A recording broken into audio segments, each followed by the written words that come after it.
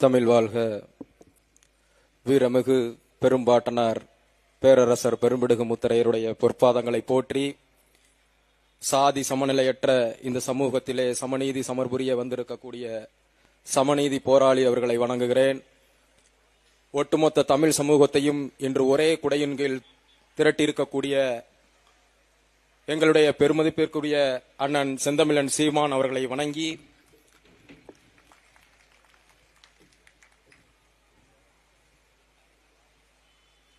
தமிழகத்திலே பன்னெடுங்காலமாக மீனவர்களுடைய பிரச்சனை என்பது தொடர்ந்து கொண்டுதான் இருக்கிறது.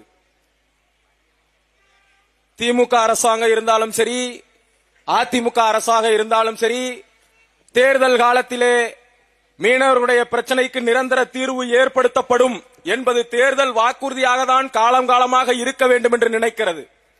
அதனால் இந்த பிரச்சனைக்கு அவர்கள் முற்றுப்புள்ளி வைக்க வேண்டும் என்று என்னைக்குமே எண்ணியதில்லை. என் அன்பார்ந்த உறவுகளே, ஒரு புள்ளி உரம் சொல்கிறது, கடந்த 40 ஆண்டு காலத்தில் 880 மீனவர்கள் சுட்டுக் கொல்லப்பட்டிருக்கிறார்கள். இலங்கை சிங்கள இனவெறி கடற்படையால் சுட்டுக் கொல்லப்பட்டிருக்கிறார்கள் என்கிறது. எந்த ஒரு மான உணர்வு கொண்ட தேசிய இனமும் இத்தனை பேரழிவு நடந்த பிறகும் அமைதியாக இருக்காது. ஆனால் இந்த தமிழினம் இன்னும் அமைதியாக இருக்கிறது என்று சொன்னால் இங்கே ஆள்பவர்கள் தமிழராக இல்லை. அதுதான் பிரச்சனை. கிட்டத்தட்ட சமீபத்திலே நடந்த ஒரு கூட்டத்திலே இன்றைய தமிழகத்தினுடைய முதல்வர் அவர்கள் பேசுகிறார். நாகப்பட்டினத்தில் கடந்த 10 ஆண்டுகளில் 3000க்கும் மேற்பட்ட மீனவர்கள் கைது செய்யப்பட்டிருக்கிறார்கள். 600க்கும் மேற்பட்ட படகுகள் பறிமுதல் செய்யப்பட்டிருக்கிறது என்று பேசுகிறார்கள். 10 ஆண்டுகளில் அதிமுகவுடைய 5 ஆண்டுகளை விட்டு விடுவோம். இன்று திமுக அரசாங்கம் பொறுப்பேற்று 5 ஆண்டுகள் ஆக போகிறது. உங்களுடைய 5 ஆண்டுகளில், உங்கள் ஆட்சியின் கீழ் உள்ள 5 ஆண்டுகளில் 1194 மீனவர்கள் கைது செய்யப்பட்டிருக்கிறார்கள். எத்தனை முறை நீங்கள் கடிதம் எழுதினீர்கள்? 1000 முறை கடிதம் மட்டும்தான் எழுதினீர்கள். வேற என்ன செய்தீர்கள்? செஸ் விளையாட்டு போட்டி நடத்துவதற்கும் உங்களுடைய தந்தையினுடைய நாணய வெளியீட்டு விழாவிற்கும் நேரடியாக பிரதமர் மோடியை சந்திக்க தெரிந்த உங்களுக்கு இங்கே தமிழக மீனவர்கள் பாதிக்கப்படும் போது ஏன் நீங்கள் பிரதமர் மோடியை சந்திக்கவில்லை? எத்தனை முறை சந்திச்சீங்க?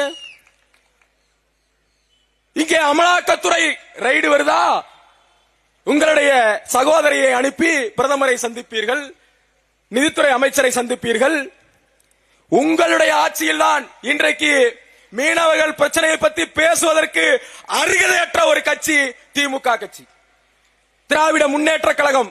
ஏனென்று சொன்னால் 1974 கச்சத்தீவை இலங்கைக்கு தாரை வார்த்து கொடுத்ததே இந்த திமுக அரசாங்கம் தான். இதை யாராலும் மறுக்க முடியாது. காங்கிரஸ் தாரை வார்த்து கொடுத்தது, திமுக அதை பார்த்து கொண்டு கைகட்டி வாய் மூடி வேடிக்கை பார்த்தது. இதை மறுக்க முடியுமா? யாராவது மறுக்க முடியுமா? 74 கொடுக்கும் போதாவது வலையை உலர்த்தி கொள்ளுங்கள், அங்கே மீன் பிடித்துக் கொள்ளுங்கள் என்ற உரிமை இருந்தது. அதற்கடுத்து 2 ஆண்டுகள் 76 அதுவும் பறிபோனது. இப்ப என்ன சொல்றான்? இந்த தமிழ்நாட்டில் ஒரு மாவட்டத்தின் அளவு கூட இல்லாத இந்த சிங்கள இனவெறி அரசாங்கம் நீ என் நாட்டுக்குள்ள எல்லை மீறி வர்றேன்னு சொல்றான். என் அன்பார்ந்த தமிழ் சொந்தங்களே, கைது செய்யவில்லை, நல்லா தெரிஞ்சுங்க, கைது செய்யவில்லை. மனித உரிமை மீறல். வலைகளை பறிக்கிறார்கள், அறுத்து எரிகிறார்கள், துப்பாக்கியை காட்டி மிரட்டுகிறார்கள், படகுகளை மோதவிட்டு இடித்து உடைக்கிறார்கள். நாட்டில் எந்த ஒரு மீனவனுக்காவது இது மாதிரி நிலைமை நடக்குமா? நடந்தா விடுவாங்களா? அன்பு சகோதரி பேசும்போது சொன்னாங்க, குஜராத்திலே ஒரு மீனவர்கள் பாதிக்கப்பட்டால் இந்த நாடே ஸ்தம்பித்து போகும். ஆந்திர மீனவனும் அப்படிதான், கேரள மீனவனும் அப்படிதான். கேரள மீனவன் பாதிக்கப்படும் போது, ஆந்திர மீனவர்கள் பாதிக்கப்படும் போது, குஜராத் மீனவர்கள் பாதிக்கப்படும் போது ஊடகத்திலே இந்திய மீனவர்கள் பாதிக்கப்பட்டார்கள் என்ற செய்தி வருகிறது. ஆனால் தமிழகத்திலே ஒரு மீனவன் பாதிக்கப்பட்டால் தமிழக மீனவர்கள், அதுவும் குறிப்பாக ராமேஸ்வரம் மீனவர், கன்னியாகுமரி மீனவர், தூத்துக்குடி மீனவர், மல்லிப்பட்டினம் மீனவர், கோட்டப்பட்டினம் மீனவர், இப்படி தனித்தனியாக குழுக்களாக சிதறடிக்கப்படுகிறது. இவருடைய உணவுகள், இவருடைய உணர்வுகள் மழுங்கடிக்கப்படுகிறது. 2019 ஒரு சம்பவம்.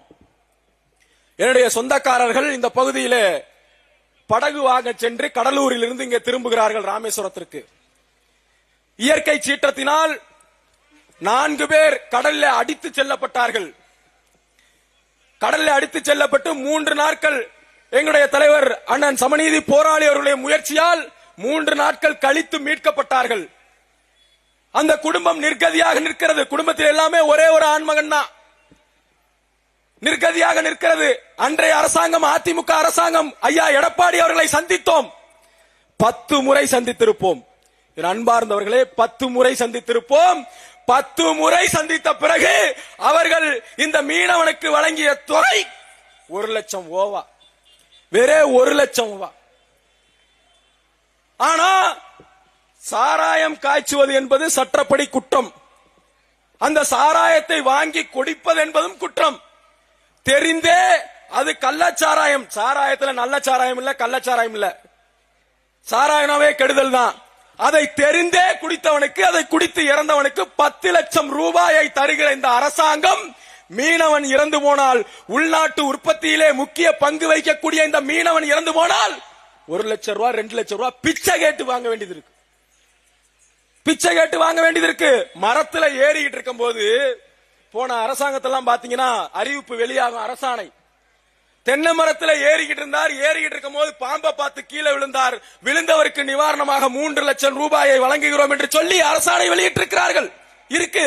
பாம்பை பார்த்து விழுந்தவன், பள்ளியை பார்த்து விழுந்தவனுக்கெல்லாம் 3 லட்சம் ரூபாய் தருகிற அரசாங்கம், தினம் தினம் செத்து மடிகிற அந்த மீனவன், இவனுக்கு 1 லட்சம் ரூபாயை நாம 10 முறை இந்த ஆளுகிற முதல்வர்களை நாம் சந்தித்திருக்க வேண்டும்.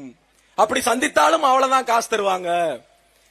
எனவே மீனவர் பிரச்சனைக்கு ஒரே தீர்வு கச்சத்தீவு மீட்பு தான்.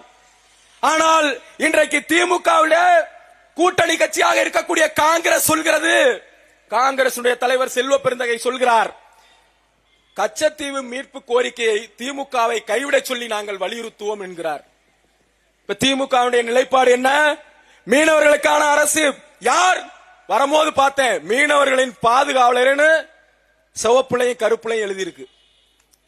சிவப்புலையும் கருப்புலையும் மீனவர்களின் பாதுகாவலர் எழுதியிருக்கும் போது இதை விட கேவலம் எப்படி ஒரு நாடகம்? 2008ஆம் ஆண்டு உச்ச நீதிமன்றத்தில் என்ன சொன்னீங்க? என்ன சொன்னது இந்த திமுக அரசு? கச்சத்தீவு கொடுத்ததுதான், அதை திருப்பி எடுக்கிற வேலையே கிடையாதுன்னு சொல்லிச்சா இல்லையா? நாங்கெல்லாம் மறந்துருவோம், கிறுக்கு பயிலுக. நாங்களாம் தமிழர்கள்லாம், நீங்க காலங்காலமா தேர்தல் நேரத்தில் வந்து மீனவர்களின் பாதுகாவலர் நாங்க தான், உங்களுக்கு பாதுகாப்பாளர் நாங்க தான் சொன்னா ஓட்டு போட்டுருவோம் நினைச்சுக்கிட்டு கடந்த கால வரலாறுகளை மறக்கிறவர்கள் நாங்கள் இல்ல. 2008 இதே திமுக அரசாங்கம், ஐயா கலைஞர் தலைமையிலான அரசாங்கம் என்ன சொல்லுச்சு? கச்சத்தீவு கொடுத்ததுதான் சொல்லிச்சு.